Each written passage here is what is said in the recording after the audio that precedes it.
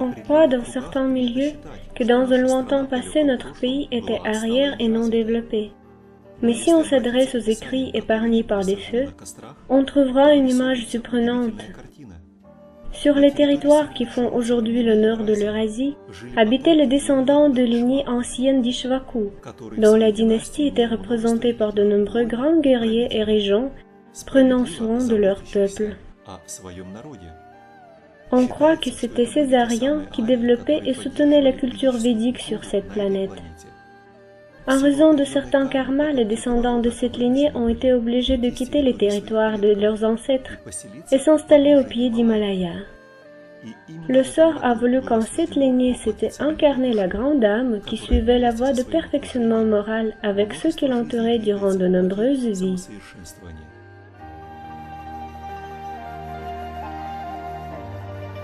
En quête de la voie des Tathagata.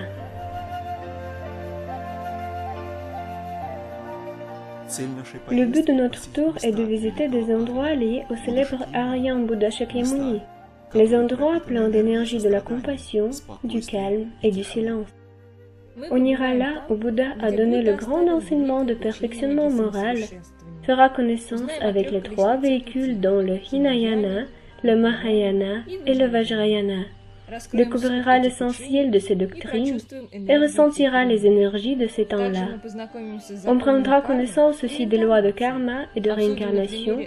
À l'exemple de notre vie quotidienne, on verra comment travaille la loi de la cause et la conséquence, et est-il possible de passer des circonstances du karma. Ces connaissances nous permettront de connaître mieux des événements qui se manifestent dans notre vie. Si on fait conscience de ce que tous nos actes forment notre futur, on deviendra plus responsable envers ce qu'on fait. Ce tour nous aidera aussi à regarder une question importante sous un nouvel aspect. Est-il possible de respecter un régime végétarien et rester sain? Quant à cette question, il vaudra de faire connaissance avec la culture de l'Inde, où les habitants ne consomment pas de viande durant des milliards de générations. En route donc. Notre voyage a commencé par le vol Moscou-Delhi-Varanasi.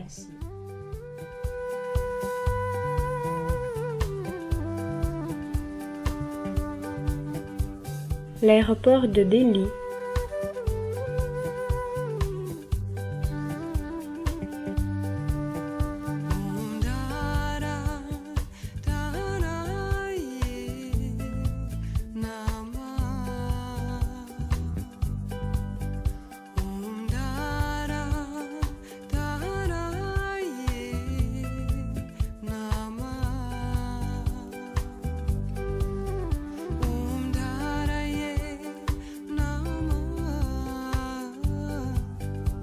L'aéroport de Varanasi.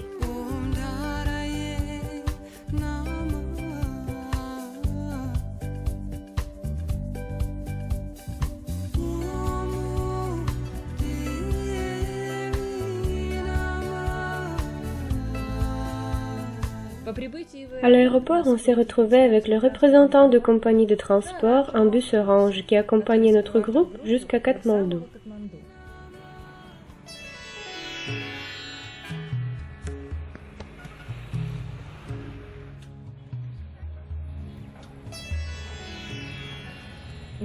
La ville de Varanasi, qui se trouve sur la rive gauche de Ganga, nous a rencontrés avec son coloris ineffable, l'odeur de brûlé et la nappe de fumée.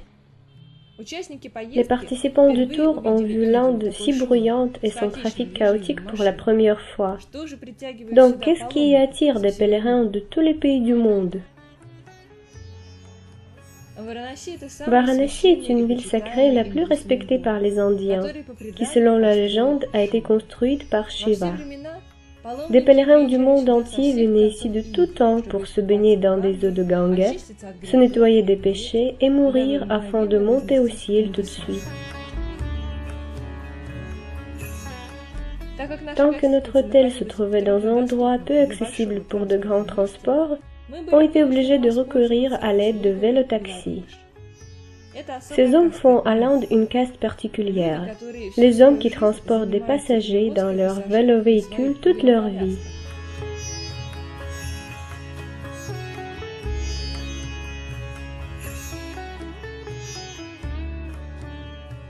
On s'est profité du soir pour s'installer et faire le tour sur la quai.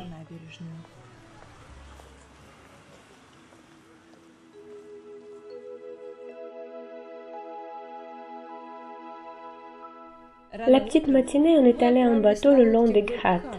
Des Ghats sont des marches qui recouvrent les rives des cours d'eau où on brûle des corps des morts. On dit que le feu ne s'éteint pas ici depuis des siècles.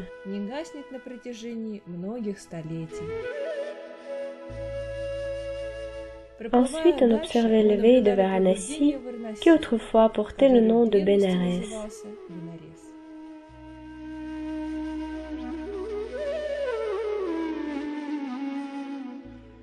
Des écrits anciens nous racontent à quel point était développée la culture de cette ville, qu'on croit l'une des plus anciennes villes de cette planète. Malheureusement, on ne voit aujourd'hui que des traces en pierre de sa grandeur passée. Yulia, le professeur du club Omaru. Bien sûr, j'ai entendu parler de l'Inde. J'ai lu des choses, mais ce que tu vois par tes propres yeux fait comme si tu la ressens directement par chaque partie de ton corps. Tu ressens ce pays, ces gens, et tu comprends beaucoup sur le lieu où tu vis et les gens avec qui tu te communiques en réalité, et sur le mode de relation dans notre pays et de ce qu'on voit en Inde. Vladimir, le participant du tour. Ce pays est en déchéance épouvantable. En même temps, ces énergies que j'ai ressenties existent malgré toutes ces ordures autour. Je veux dire que des retentissements de cette culture ancienne y sont présents sans doute.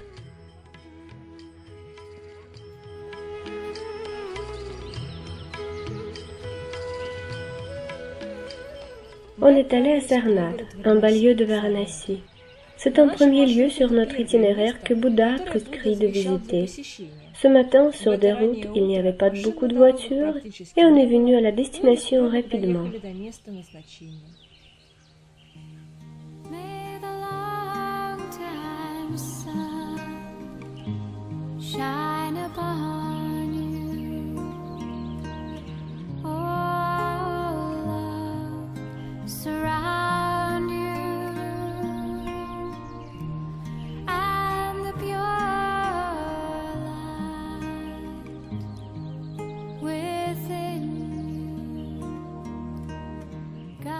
Il faisait frais dehors, mais ça ne nous a pas empêchés de faire la pratique dans cet endroit de la force.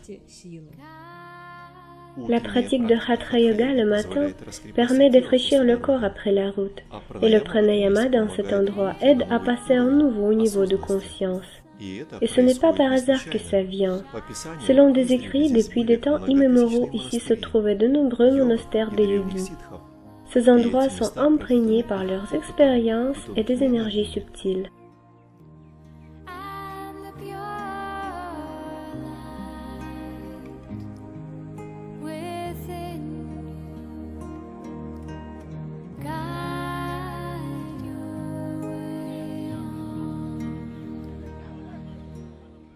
Le Dhramek Stupa. Encore une pratique que des participants faisaient également est le détour du stupa au sens de rotation. On croit que cela aide à dépasser des ignorances qui nous empêchent d'évoluer. Des ornements qui recouvrent ce stupa sont étonnants. Si vous allez à la région d'Astrakhan, en Russie, et visitez le musée de l'architecture de bois, vous y trouverez les mêmes arabesques. Certains savants décrivent dans leurs recherches que la culture du nord russe et celle de l'Inde ont été unies il y a très longtemps.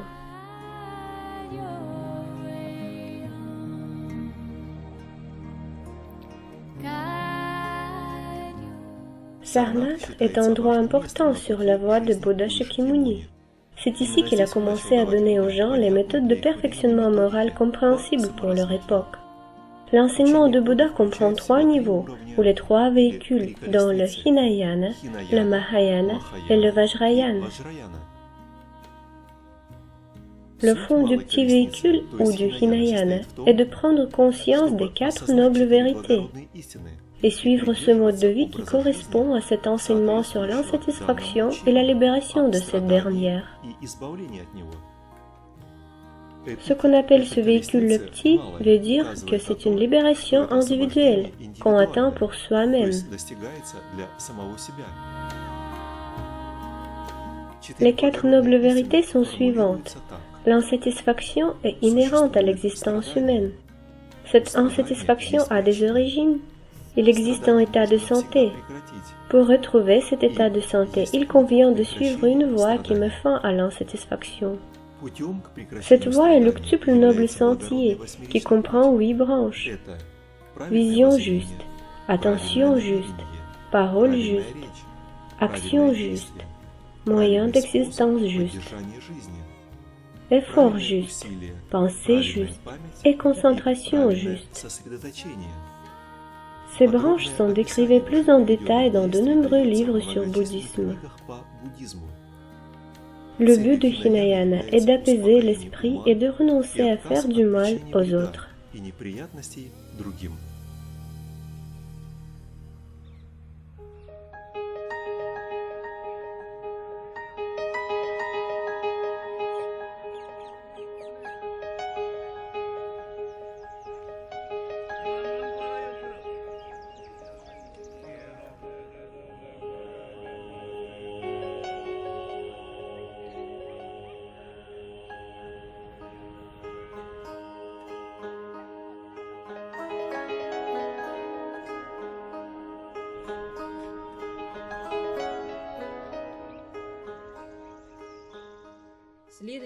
Le point suivant de notre voyage a été une ville admirable de Bodh Gaya. Cet endroit est aussi recommandé à visiter par Bouddha pour ces gens qui cherchent à évoluer. Il est très ensoleillé. Des pèlerins font le tour du temple et de l'arbre de la Bodhi.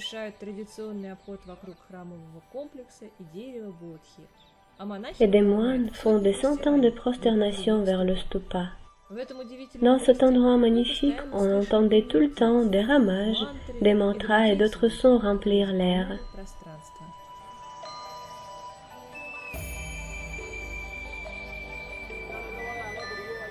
Daniel, participant du tour. Pour moi, cet endroit, le stupa et l'arbre de la Bodhi, ont été les plus mémorables et les plus forts énergétiquement. Grâce à ce qu'on a réussi de s'y arrêter pour 3 jours, on a eu la possibilité de sentir mieux cet endroit, de rester assis et concentré.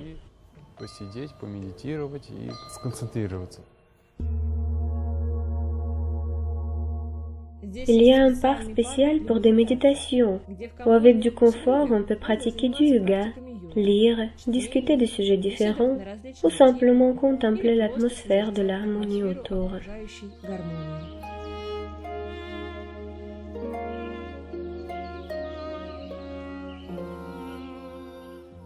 J'y ai éprouvé même pas de calme, mais quelque sûreté, l'harmonie, la concorde avec le monde, quelque tendresse maternelle qui me rassure. Alona, professeure du club Omru, je me suis ressentie tout de suite comme si j'étais chez moi.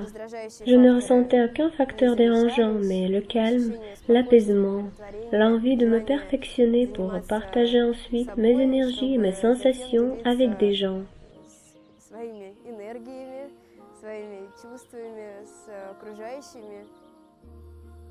La pratique du yoga au pied de l'arbre de la Bodhi permet de non seulement d'afraîchir le corps après la route et de surprendre des habitants de ce lieu et des moines, mais aussi il aide à amasser du bon karma et de beaucoup de mérites qu'on consacre bien sûr à tous les vivants.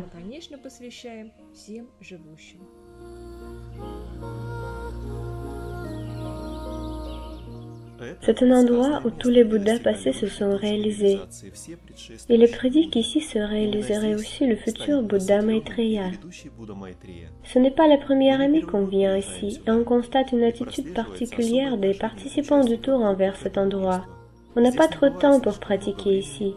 On essaie de passer plus de temps dans le ras de l'arbre de la Bodhi parce que c'est ici qu'on prend conscience de la voie personnelle le plus souvent. On remercie l'arbre de la Bodhi pour nous avoir hébergés ici. Gloire à la Bodhi. L'arbre de la Bodhi est un arrière-arrière-arrière-petit-fils de ce même arbre qui a aidé Bouddha à atteindre son éveil spirituel. Les arbres précédents ont été détruits par des catastrophes naturelles ou des gens mal intentionnés. Mais chaque fois, des moines ramenaient une nouvelle pousse de l'île de Sri Lanka où jusqu'à nos jours s'est conservé un arbre de l'âge de Bouddha.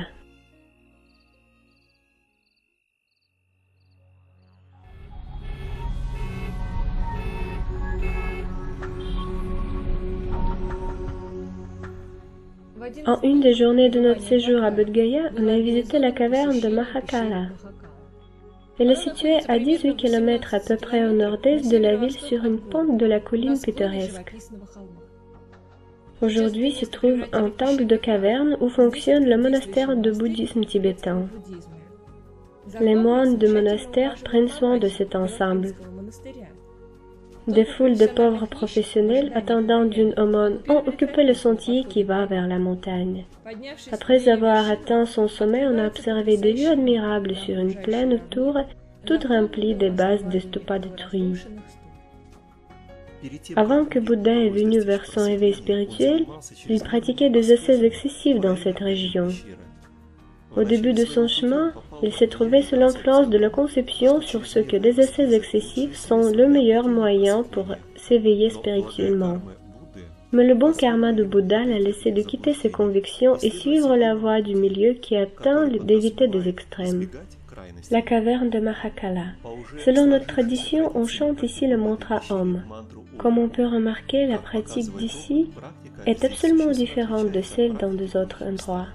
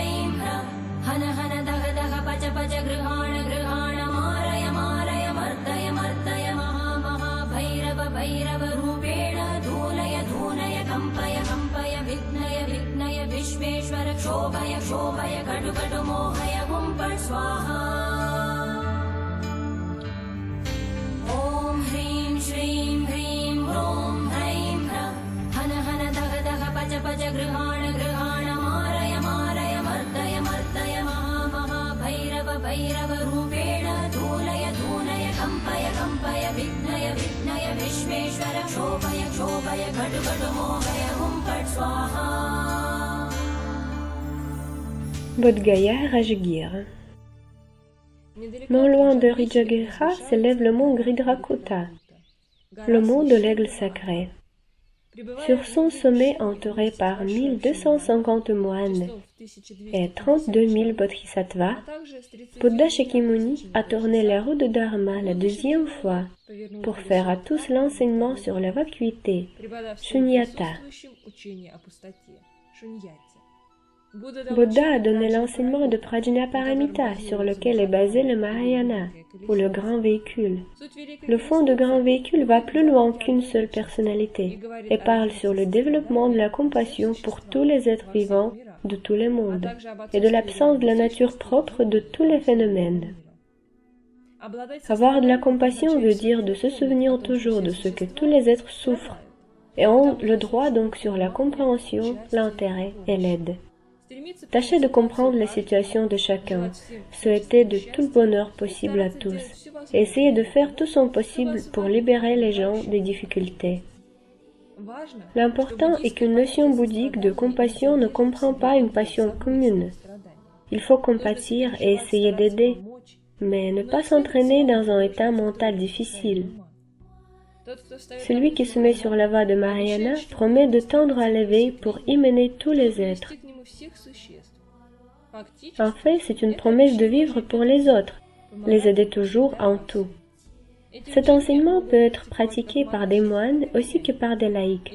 Un pratiquant idéal est Bodhisattva, qui revient encore et encore dans des mondes de samsara pour aider autres êtres vivants, Selon des textes de sutras, ceux qui sont venus écouter l'enseignement de Bouddha occupaient toutes les pentes autour. Aujourd'hui, le mont Gridrakota est l'endroit le plus sacré de Rajagriha. Dans une région où se trouve aujourd'hui la ville de Rajgir, se trouvait le royaume de Magadhi, qui est patrie de la mère de Bouddha. Plusieurs fois, elle revenait ici dans sa vie, et on croit que l'essentiel a été le prononcement du sutra de lotus blanc de la loi merveilleuse dans cet endroit. Dans l'espace du mont Gridrakota, Bouddha a découvert à ses élèves combien de temps déjà il se trouvait sur la voie de l'aide aux êtres vivants, et combien de temps il s'y trouverait encore. Vous pourriez lire plus de détails dans le 16e chapitre du Sutra de Lotus. Le mont donne sur des vues admirables qui inspirent de pratiquer la méditation. Après un cours intéressant, tous les participants ont reçu des écharpes bouddhiques qu'on appelle adak, en mémoire de ce tour. Chaque écharpe a été ornée avec les 8 symboles auspicieux de Dharma. Selon la légende, quand Bouddha Shakyamuni s'est libéré de toutes les passions au pied de l'arbre de la Bodhi, des dieux lui ont offert les 8 symboles auspicieux. Brahma est venu le premier des dieux avec le Dharma Chakra d'or, la roue de l'enseignement. Le dieu Indra a apporté le coquillage blanc pour proclamer l'enseignement véritable. D'autres dieux ont donné à Bouddha 2 poissons dorés, la vase précieuse pleine de nectar d'immortalité, la fleur de lotus, la bannière de la victoire, le parasol précieux et le nœud éternel. Tous ces dons sont devenus symboles de Dharma, indiquant qu'il est lié à la vie des hommes. Tant que la sagesse que contient l'enseignement de Bouddha permet d'atteindre le bonheur, ces symboles sont également nommés les symboles de la chance.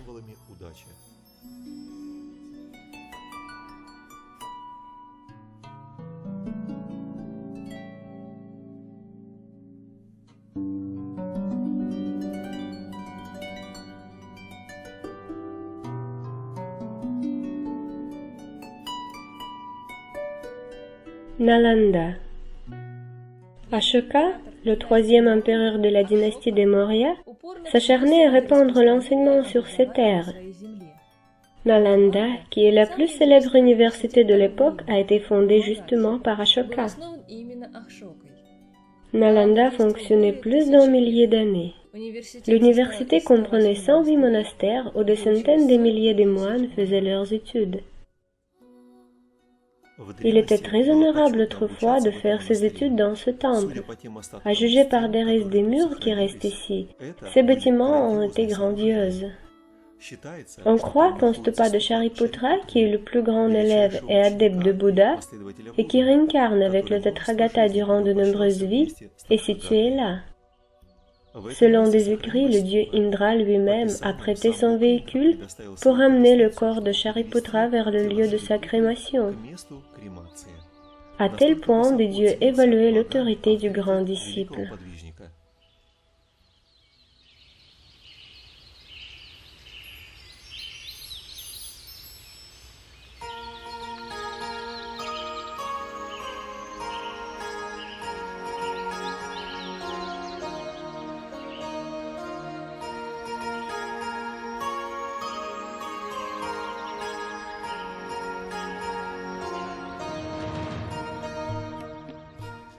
Bouddha visitait Vaishali beaucoup de fois.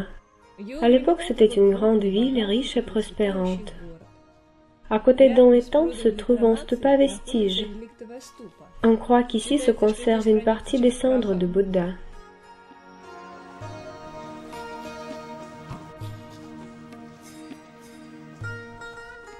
Au IIIe siècle avant Jésus-Christ, le tsar Ashoka a installé un pilier mémorable sur la place du dernier sermon de Bouddha. À Vaishali, on était donné beaucoup d'enseignements de Vajrayana, qu'on appelle aussi le véhicule admontant. On dit que pour la première fois, elles ont été données par Bouddha à un régent du pays Udiyana. Selon la légende, le Tathagata et ses élèves ont été invités dans un palais où le régent a demandé de lui donner des enseignements.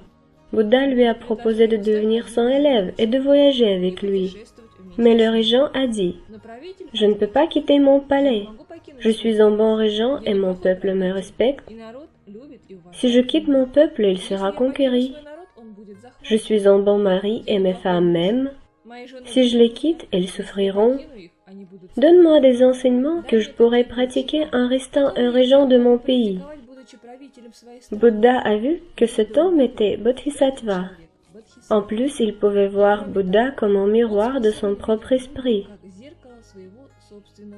On dit que le plus noble a couvert ses élèves par une voile invisible pour qu'ils n'entendent pas des enseignements qui n'ont pas été destinés à eux, et a donné à ce régent des méthodes essentielles de la voie adamantine, le stupa de Ananda. Pour moi, personnellement, Vaishali est lié non seulement avec le troisième tournement de la route de Dharma, mais aussi avec un sage Vimalakirti, un personnage très influent de l'époque. Vimalakirti était un homme laïque et avait ce qu'on appelle aujourd'hui son business. Mais en même temps, il a atteint de telles hauteurs de yoga que des élèves de Bouddha ne pouvaient pas rivaliser avec lui de la sagesse et de la réalisation en yoga. Je vous recommande d'étudier le sutra de l'enseignement de Vimalakirti, et vous verrez que pour que l'homme se réalise, il ne soit pas obligé d'être moine, il puisse mener une vie active pour le bien des êtres vivants.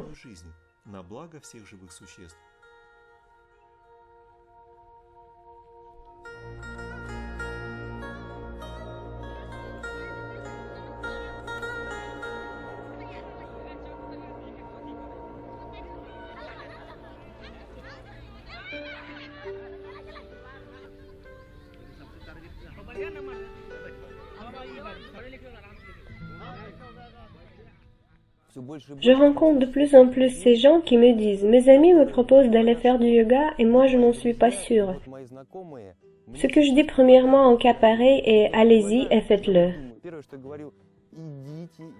Ekaterina Androsova, organisateur du tour. Après avoir rencontré le yoga, j'ai commencé à le pratiquer de plus en plus sérieusement avec le temps et je reçois l'harmonie et la satisfaction. Je sens que je vis très efficacement en suivant ce chemin. Tout d'abord, quand tu fais du yoga, comme quelques exercices physiques, ton corps devient plus fort. Ensuite, tes pensées deviennent plus claires et tu penses sur la nutrition saine. La nutrition saine affirme encore plus ton organisme. Mais en dehors de tout ça, tu développes en toi de telles qualités que la bonté, la compassion, la tolérance. Tu comprends qu'il existe le savoir et la connaissance. La connaissance, ce n'est pas seulement ce que tu comprends, mais quand tout ton corps connaît que c'est aussi une créature vivante, juste elle est comme si, et toi tu es comme ça. Alexandre, participant du tour. Il m'est arrivé que le yoga faisait une partie de ma vie. C'est de travailler avec ma conscience, avec mon intérieur, c'est d'essayer de répondre aux questions qui me tourmentent, d'essayer de connaître moi-même et comprendre d'autres gens et des situations. C'est quelque chose de très vaste. Sergei, participant du tour. J'aime une phrase. Rien ne sera changé si on ne change pas soi-même. Il faut changer soi-même pour changer le monde. Si vous n'êtes pas d'accord avec ce qui se passe autour, si vous voulez le changer, commencez par vous-même. Le yoga est un moyen formidable pour commencer à changer le monde à travers nos propres changements. Je peux dire avec toute assurance que j'ai remarqué que le monde autour se changeait par ma propre pratique. Igor, participant du tour. C'est bien que dans une société contemporaine, ça vient à la mode. Donc au moins commencez par ce que c'est à la mode. Ensuite, vous comprendrez que c'est nécessaire. Et après, vous verrez que vous ne pouvez plus vous en passer. Pavel, professeur du club Omru. Je connais beaucoup de cas quand les gens viennent pour les raisons de la santé ou de nouvelles sensations et ils ne connaissent rien de yoga ni de spiritualité, mais ils se plongent dans eux-mêmes et, bref, vous sentirez et découvrirez tout vous-même et ça vous donnera beaucoup. N'ayez pas peur d'essayer, rien n'empêche de le laisser après la première ou la deuxième fois, après un mois, 1 ou 2 ans de la pratique. Andrei Verba, organisateur du tour. Se développer est très utile pour l'homme lui-même, mais ce qui est essentiel, c'est utile pour le monde autour. Un homme qui réfléchit à son perfectionnement ne fera rien d'incorrect envers la nature. Je crois que c'est très important. Si l'homme a pris connaissance de yoga, en a entendu parler, a vu quelques vidéos sur le yoga, il est déjà lié de quelque sorte, selon son karma, à l'enseignement sur le perfectionnement moral. Et là, il se trouve devant un choix à faire, aller plus loin ou rester sur place. S'il va plus loin et connaît plus, il ne perdra rien. S'il reste sur place, il ne connaîtra rien. Je crois qu'en ce cas, il est mieux de regretter de l'avoir fait que du contraire. C'est pourquoi il vaut le connaître et faire ses conclusions.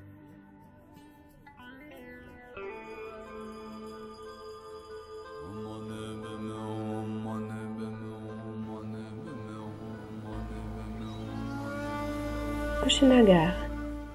Kushinagar est une petite ville au nord de l'Inde, un des 4 endroits sacrés généraux, le centre de pèlerinage bouddhique. On croit qu'ici Bouddha Shakyamuni est parti dans le parinirvana. Il est possible que Bouddha soit allé à Lumbini, mais il s'est arrêté justement ici à Kushinagar. Bouddha a été incinéré d'une manière spécifique afin de conserver au maximum le cendre de son corps. L'énergie de ce cendre aide les élèves à trouver sa voie pendant de futures incarnations humaines. Cette voie est une délivrance de la vieillesse, des maladies et de la mort.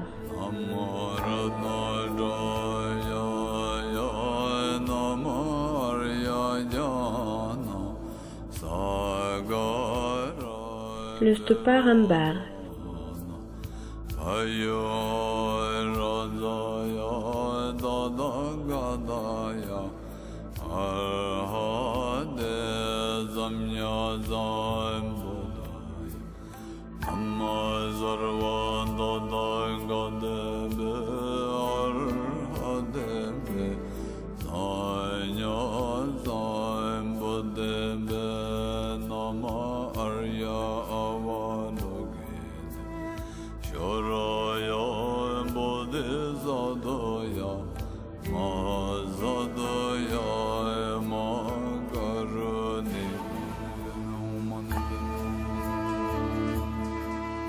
Kapilavastu, ville natale de Bouddha.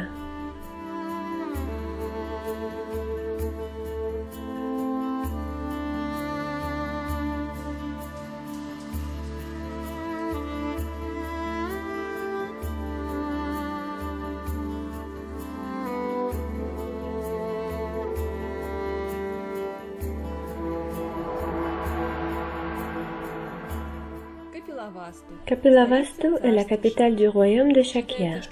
On croit que Siddhartha Gautama y a passé ses premiers 29 ans.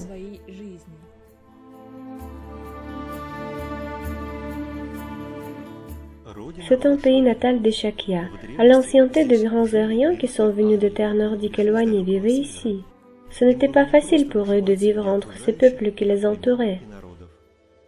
Le fait que des ancêtres de Bouddha et toute sa famille avaient vécu sur les territoires russes, celles de Dniepr et de Don, m'a beaucoup impressionné. Je veux dire que pour moi, c'était une révélation. Ce que Bouddha est sorti des Aryans et qu'il enseignait des lois aryennes aux habitants de ces lieux. Donc tu commences à comprendre l'histoire de ton propre pays, la Russie de l'autre point de vue. Tu comprends que Bouddha était probablement un homme blanc aussi, qu'il marchait entre des habitants et les enseignait. À l'exemple d'une lignée des Shakya, on peut voir pourquoi à l'ancienneté on veillait autant sur la pureté de la lignée. Un parent très éloigné des Shakya a reçu non seulement la force de grands Aryans par sa mère, mais aussi des ignorances par son père, qui appartenait à une autre lignée, et est devenu la raison de la chute de cette dynastie. Mais avant que se déroulent ces événements tragiques, un jeune prince grandissait dans ce palais, et c'est ici qu'il a eu sa conversation avec Mara, dieu des plaisirs. Mara voulait persuader Siddhartha de renoncer à ses recherches de la voie. En échange, il a proposé à Bouddha de satisfaire toutes ses passions infinies. Mais Bouddha suivait son destin et n'a pas cru que satisfaire ses passions ferait venir un vrai bonheur, et est parti à la recherche de soi-même. C'est lui qu'il était avant sa naissance sur cette planète. Bien sûr que dans mon enfance, je ne connaissais pas l'existence d'une certaine loi de karma, mais je connaissais toujours que toute mon action aurait le résultat concret. Si quelque chose est donné, ça n'arrive jamais par hasard. Et c'est ensuite, après avoir regardé des premières vidéos de Trikhlebov, et après avoir lu de la littérature spéciale, et après être venu faire du yoga, j'ai pris connaissance plus proche avec le karma. C'est une loi très stricte, certainement. Et malheureusement, de plusieurs gens ne pensent pas sur ce que toute leur action, toute pensée aura ses fruits dans cette vie et dans la vie prochaine. Et ces fruits ne sont pas toujours bons. Il existe des raisons dont des circonstances durent des vies, celles dont elles se manifestent en cette vie, pendant des années ou des semaines ou même des heures. Si on y concentre son attention, si on le connaît et on le comprend, il est bien probable qu'on voit tout ça travailler. Lumbini est une petite ville située à 250 km de Katmandou. Il se trouve un peu de côté des généraux itinéraires touristiques de Népal. Là ne viennent spécialement que des pèlerins, car Lumbini est un des 4 endroits que Bouddha lui-même a recommandé à visiter. On croit que c'est ici la reine Mahamaya a mis au monde Bouddha. Tout de suite après sa naissance, il a fait quelques pas et a prononcé « Je suis venu pour aider ce monde ». On y a pratiqué du yoga et est allé plus loin à Népal.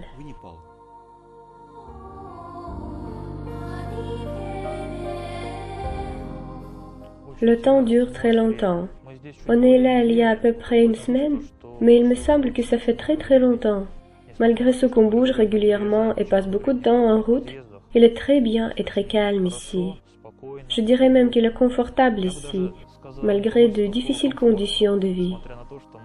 Alexandre, professeur du club Omro, tu oublies même d'où tu viens de venir et où tu vas ensuite. Tu te trouves plus en moment présent, celui qui est si imperceptible, celui qu'on appelle ici et maintenant. J'ai si peur de perdre cet état de l'harmonie, de bonne humeur, du calme. Quand tu penses à quelque chose de positif, tu ne t'occupes pas de problèmes. Je suis consciente que j'aurai à rencontrer ça. L'essentiel est de le passer, ça ne fait rien de grave bien sûr. Mais quand même, notre vie sociale nous fait perdre cette sensation d'unité avec la nature.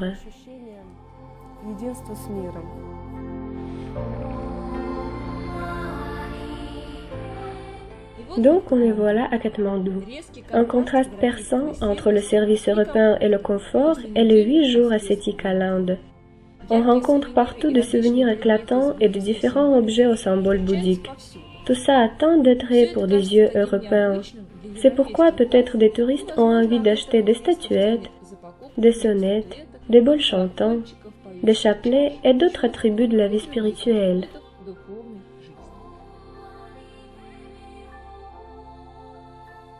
Il existe une opinion que Katmandou est un lieu de naissance d'ancien Tathagata Kashyapa, le grand sage inégalé. Il est venu sur cette planète dans l'ancienneté lointaine quand les hommes vivaient en harmonie avec la nature et la planète prospérait. On croit que Katmandou n'a jamais connu de guerre. C'est pourquoi des monuments de l'architecture ancienne sont conservés ici.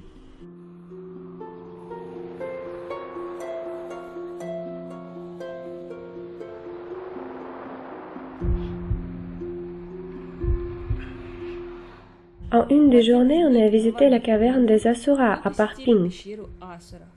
Ici se conservait une trace de la pomme du grand yogi Padmasambhava qui a fait venir le bouddhisme sur les terres tibétaines.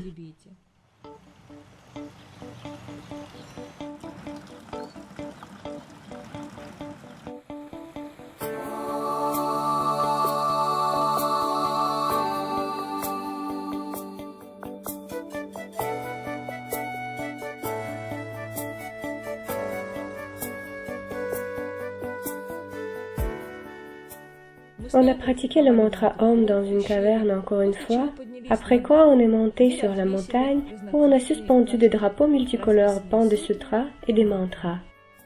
Selon la légende, cette action aide à amasser le bon karma et des mérites, et le vent fait aller partout des textes des sutras.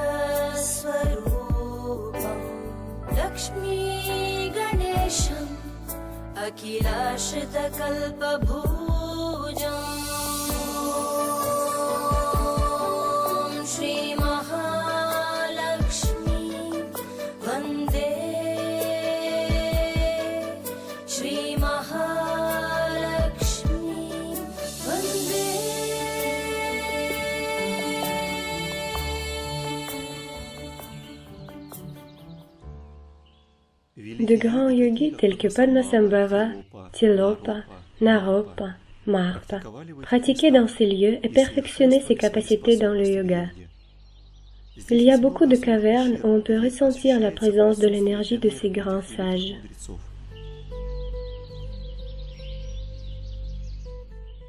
Et voilà notre tour s'approche de sa fin. On a organisé une soirée d'adieu traditionnelle pour nos participants. Ils partageaient leurs impressions, leur conscience, racontaient leurs sensations et mettaient des buts à atteindre sur la voie du perfectionnement moral.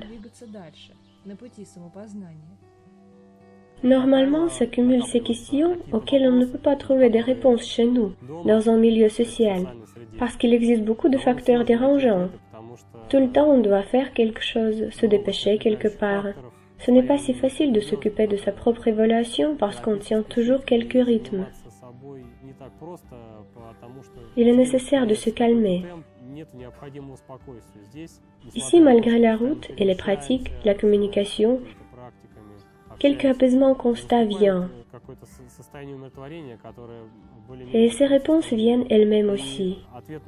Et quand elles viennent, l'état de conscience change. Nadejda, participante du tour. Par les caprices du sort ou du karma, il s'est trouvé que j'étais une des participantes d'âge le plus mûr de ce tour. C'est pourquoi j'aimais autant de partager mes impressions pour que mon expérience puisse aider quelqu'un. Notre tour se termine, mais tout ce que j'ai éprouvé et ce que je me sens maintenant font de moi une personne nouvelle.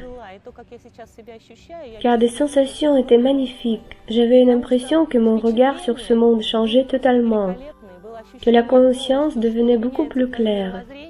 Des forces venaient, la vision et les horizons de la connaissance s'élargissaient. Grâce à ça, quelques renaissances se produisent réellement. Bien sûr, il y a beaucoup de choses que tu ne comprends pas encore. Bien sûr, il y a beaucoup à réfléchir. Mais tu as senti enfin ces vibrations dans lesquelles tu te sens vraiment bien. Parce qu'en ce moment, tu peux réfléchir, tu peux analyser, tu peux élargir tes horizons de la connaissance. Et tu comprends que tu es une des créatures de ce monde qui est venue pour apprendre quelques leçons, faire quelques conclusions et aller plus loin. Renaître et devenir meilleur, plus pur, plus bon. J'ai aussi compris qu'il n'existait pas de limite de l'âge pour se perfectionner, qu'il n'y a jamais rien à craindre de ce que tu es de certain âge et que c'est ta limite, et il ne te reste que d'élever les petits-fils, ce qui est aussi magnifique. Ou juste finir ses jours en s'essuyant sur un banc, ou juste aller au club de fitness sans réfléchir. Mais en réalité, ce n'est pas absolument cela. C'est ma deuxième visite en Inde et au Népal. La première visite de l'année dernière a été très spontanée et j'ai eu beaucoup d'impressions négatives en général de ce que j'y avais vu. Donc je me suis emballée même d'y aller encore une fois et de trouver quand même ce qui me plairait. Une chose suivante est en ce que j'ai connu plus le yoga, le bouddhisme cette dernière année. Je me suis intéressée de la personnalité de Bouddha. J'ai voulu regarder ces lieux où il a passé sa vie, a atteint quelques réalisations, où il a servi aux autres gens. Ceux qui s'intéressent à la culture de leur pays ne restent pas passifs et veulent aller au fond, rencontreront inévitablement des déplacements de nos peuples, de nos ancêtres sur le territoire de la Terre sous l'influence des situations du passé, le changement des pôles, de l'axe de la Terre, etc. Ces déplacements ont influencé des enseignements répandus aussi. Dans ces lieux, on essaie de raconter aux gens du yoga, de Buddha Shakyamuni, de la voie du perfectionnement moral. On s'y prépare, on tâche de transmettre ses connaissances aux autres. À quel point on y a réussi sera clair après la rentrée, quelque temps plus tard. Pour le moment, on sent que le groupe est très bon. Les gares posent des questions très intéressantes et importantes. Tout le monde s'est préparé à ce voyage, tous ont lu les matériaux qu'on leur avait proposés. Ça compte vraiment beaucoup et parle de ce que les gens évoluent.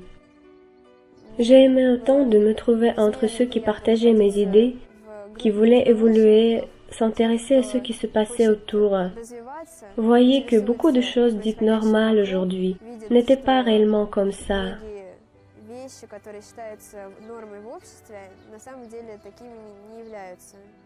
Leurs yeux sont ouverts, et la joie de me trouver dans cette atmosphère est inexprimable.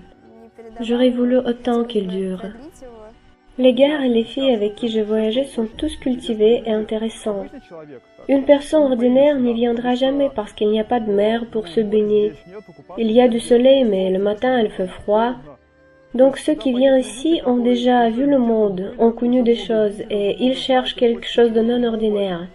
Ils ne veulent pas de repos pour leur corps, mais pour leurs âmes. Je veux noter aussi que tous ici comprennent où ils sont venus. Et il n'y a aucun gémissement ni plainte à propos de l'absence de l'eau chaude, de l'électricité, du temps frais, etc.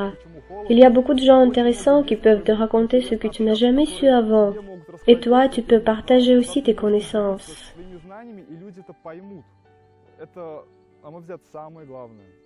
Je suis très étonnée et très heureuse de me trouver parmi ces gens merveilleux. Beaucoup d'eux sont jeunes. Je les regarde et je pense qu'ils ne sont jeunes que de leur âge, car ce comment ils parlent, ce comment ils pensent, ce comment ils prennent l'information et la remportent, montre à quel point ces âmes sont mûres. C'est pourquoi je suis absolument heureuse de me trouver parmi eux. J'ai même cette impression de temps en temps qu'ils sont beaucoup plus sages que moi. Et ils m'apprennent quelque chose tout le temps et j'en suis heureuse aussi. Comme d'habitude, les gens reçoivent de nouvelles consciences vers la fin du tour. Ils apprécient plus la culture de notre pays. Rien qu'en comparant l'Inde et la Russie, on peut comprendre à quel point il est magnifique de vivre dans notre pays nordique. Ces épreuves de la pratique personnelle permettent d'aller plus loin sur la voie du perfectionnement moral avec de nouvelles forces. Si on laisse de côté certaines pompes, on peut dire que c'est le service. Je sais que je rends certaines dettes. Ces voyages ne sont pas du tout la jouissance. C'est un grand travail. Donc, ceux qui vont dans ces voyages rentreront un peu différents, je le sais. Ces endroits qu'on visite ne font pas quelques itinéraires populaires. Ce n'est pas du repos, ce ne sont pas des plages égyptiennes, c'est différent. Ici, d'un part, il y a des ascèses, mais d'autre part, il existe cette énergie qui change notre perception de la réalité. À mon avis, c'est important. En plus, ce n'est pas l'Inde épaisse dans laquelle on vient. Plus j'y viens, plus je suis certaine que cette culture est celle de notre pays. Et ce fondateur de bouddhisme, qui est connu aujourd'hui comme Bouddha Shakyamuni, a été un vrai aryen, qui prêchait des choses raisonnables, incité à vivre en harmonie avec la nature. À mon avis, c'est très important. Si vous avez la possibilité de joindre un voyage pareil, ne manquez pas cette chance. À bientôt, dans la mesure du possible.